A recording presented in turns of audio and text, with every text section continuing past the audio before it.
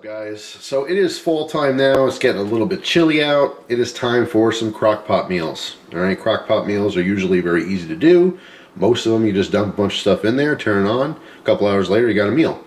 So today I'm doing a beef stew recipe. Alright, very simple recipe. There's obviously tons of different ones online. This one's pretty straightforward and easy. I'm going to put a list of ingredients down in the description box of this video instead of going over each one and wasting time. So I'm actually going to grab more ingredients because I need more than what you're looking at right now. And we're just going to jump right into it. Alright, so first step is the meat. Alright, you want to get a chuck roast, rump roast. I'm pretty sure all big old hunks of beef will work. But you want to cut it into 1-inch cubes, which I roughly did here. It's probably not all 1 inch. I actually got an oversized roast and I cut it in half. Alright, so you do want just probably a little bit more meat than what I have here. Because I split this recipe, I'm also going to make beef stroganoff as well. And it's just Christine and I, so we don't need, massive portions either. So first thing you want to do is take some Worcestershire sauce. Alright, you want to coat the meat. So I'm going to give this a healthy dose of this sauce. And obviously you see I'm not giving exact portions on this.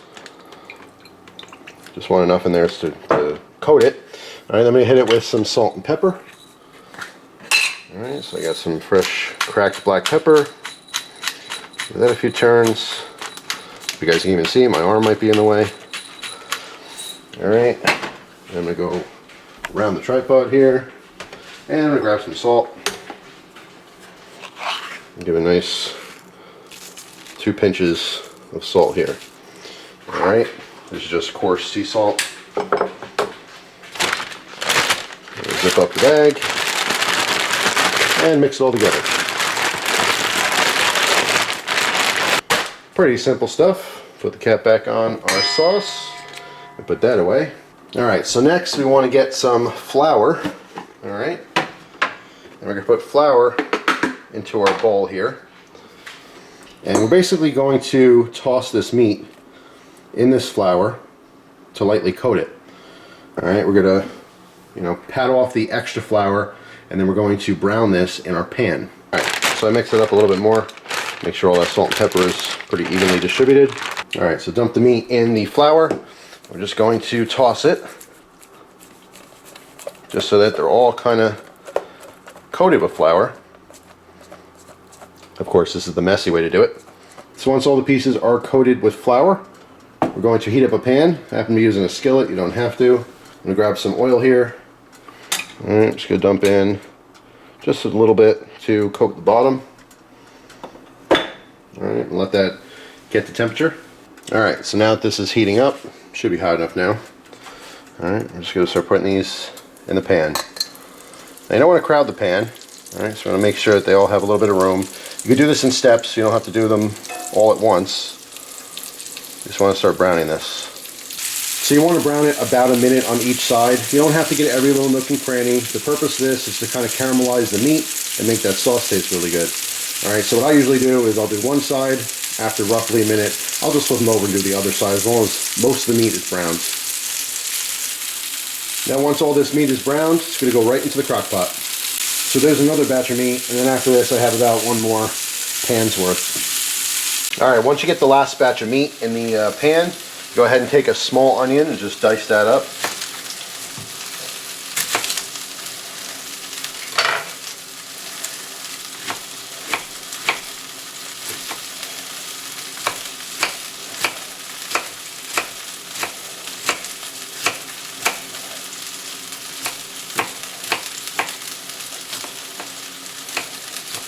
Alright, so once we take that meat out, we're going to put our onions in that pan.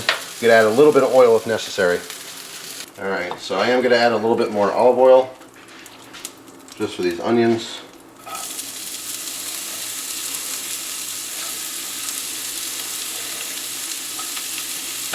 Now we're going to cook these onions just until they're translucent.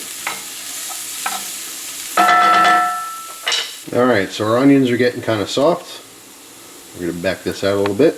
We're going to put in a little bit of flour. I'm using what's left in the bowl from the meat. I'll put the exact measurement what you're supposed to do, from this recipe anyway, in the description box, but this should be enough. Alright. And we're just going to stir this in, let this cook for about 30 seconds or so.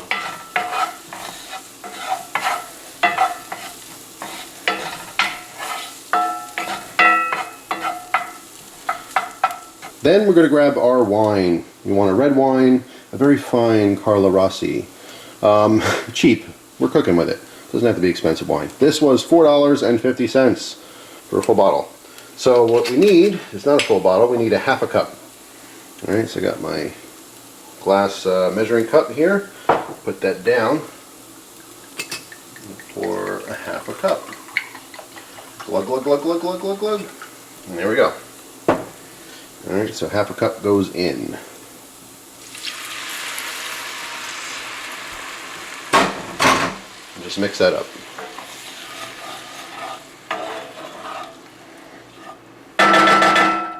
And if you're at least 21 years old, go ahead and take a swig. No one's looking. Alright, so now we're just cooking this over medium heat until it starts to thicken. And as you can see there, it is simmering. That's what we want. We want to bring up all the little bits that are stuck to the pan from that meat. Alright, which we have. And you can see as I scrape that across, you see how it's thicker? If it was a thinner liquid, it would immediately close that space. Alright, that's exactly what we want. Now we're going to dump this into the crock pot. So you can see there's all the meat sitting in the crock pot. Putting on my glove because this skillet is hot. And we're going to dump in all of the goodies that was in that pan. And actually, I gotta reach over and grab this spoon. Make sure I get all of it.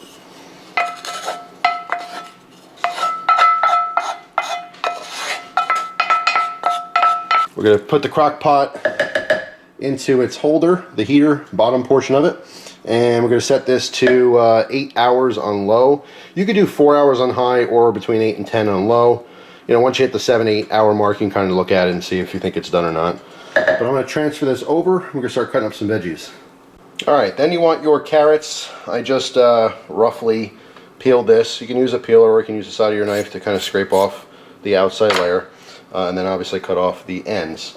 So again, just like everything else, you just want to cut this appropriately depending on how big you want those pieces inside the stew. So I'm going to do the same thing as the celery.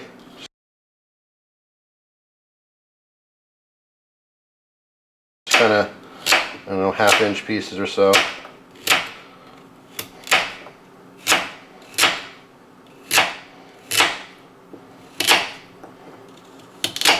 You get to the end here, I'll just do these individually because it gets a little small. And there you go. Alright, so next step, I'm going to add some beef broth. Alright, it's going to be 1.5 cups here. Now something I want to add as well is that a lot of these recipes call for tomato paste. I happen to not have it right now. So, you know, you do what you got to do. Let's do a half cup first. This beef broth. We'll add our full cup. Making 1.5 cups.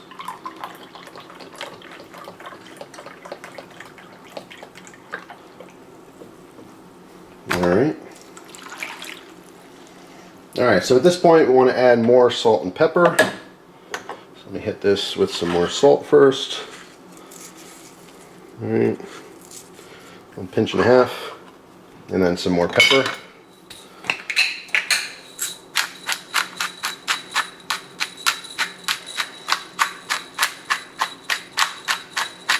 Alright, next you want a nice healthy pinch of thyme. Alright, fresh is definitely preferred over dried, but I don't have any. So I'm going to kind of break this off my fingers as I put it in. And give 2 little pinches there. Alright, now I'm going to kind of mix this up a little bit. Alright, so I mix this up a little bit. I'm going to put it back into the base, the heater. I'm going to set mine for low and let this cook for about 8 hours, and we'll come see what it looks like. So it's been about 3 hours or so. We're still early in the cooking process, but I'm going to take a little peek in here. And so far it is looking good. I'm going to grab the spoon. Alright, so things are cooking up real nice.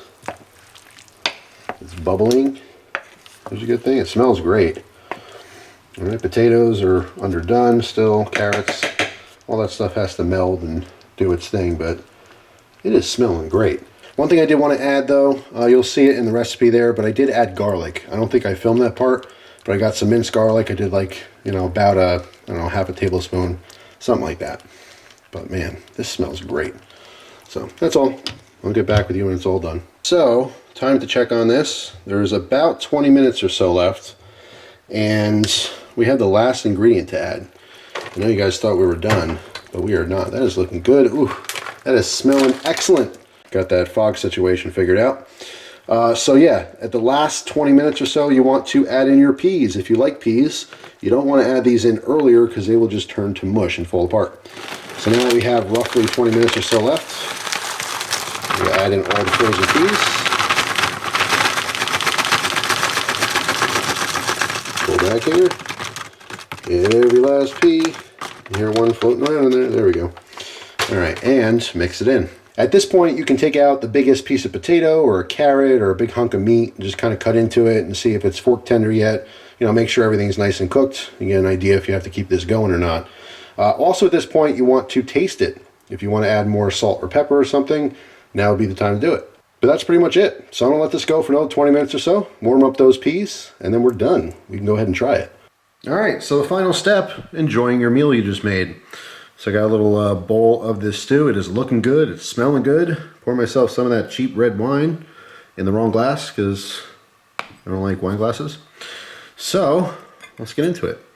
First thing, I want to try a piece of meat. This should be a fork tender, which it is. All right, so let's go ahead and get that in there.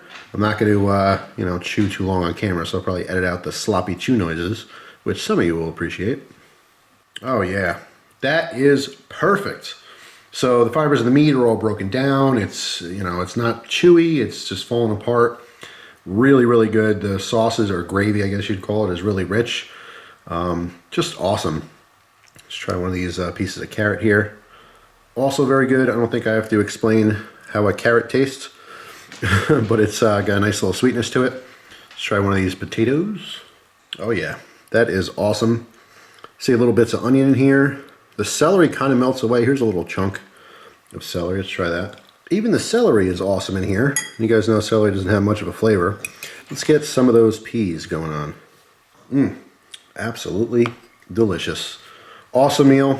You know, I didn't have the tomato paste that a lot of these recipes call for this meal. I'm not really sure what it would have done for it. This is about as good as it gets and keeping it pretty simple. There's all kinds of things you can do for beef stew, but this definitely works. So if you've never tried it before, I highly encourage you try this. In my opinion, the perfect time of year for a dish like this. The crock pot meals are usually really easy to do. There's a ton of recipes online. They're usually like, you know, dump meals. So you basically put everything in there and just turn it on. In this case, we obviously had to prep the meat a little bit, brown it in the pan, but honestly, it's not that hard. But I guess any cooking recipe isn't hard as long as you just follow the steps. Anyway, that's all for now. Thank you so much for watching, guys. Hope you have a wonderful day, and I'll see you tomorrow with a brand new video. Cheers.